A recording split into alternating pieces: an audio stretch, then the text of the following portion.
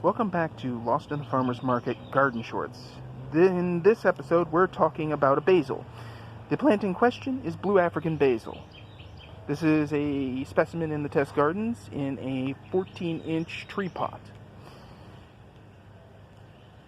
The scientific name of this basil is Ocimum kilimanscharicum ex basilicum dark opal, indicating that it is a hybrid.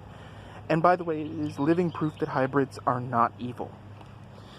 Then again, neither are GMOs used correctly. Now, what makes this plant interesting is that it is a cross between camphor basil and dark opal basil.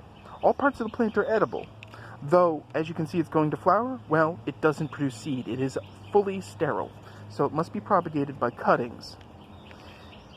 It was first located as a wild-growing specimen in 1983 and hit its first real popularity in the mid-1990s.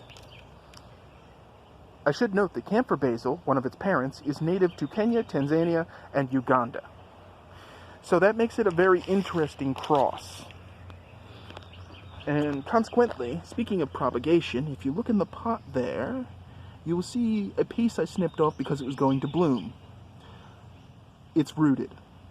So apparently, blue African basil is one of those basils that is strong and independent and does not need no gardener. I just got told. Now, what makes this plant interesting is its pungent camphor flavor. It can be used in pestos and Italian dishes, and it makes for an interesting colored pesto. Not as interesting as, say, using something like purple basil, but the flavor is different but good. Now, why I recommend this for your garden is because although this plant is sterile, it does produce pollen, which means it draws in the pollinators that will be going from members of the mint family. Basil is in the mint family, ultimately, which means any stem that touches earth will root. It produces lots of nectar and pollen. Although it can only be cloned, that still makes it a good partner because you don't have to worry about little basils popping up in random places. And yes, I'm talking about you, holy basil. By itself, even if you don't eat it, it's a pretty plant.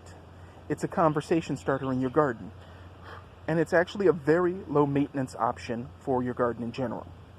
I recommend this one, and I think, quite frankly, we could do a bit more with it culinary-wise.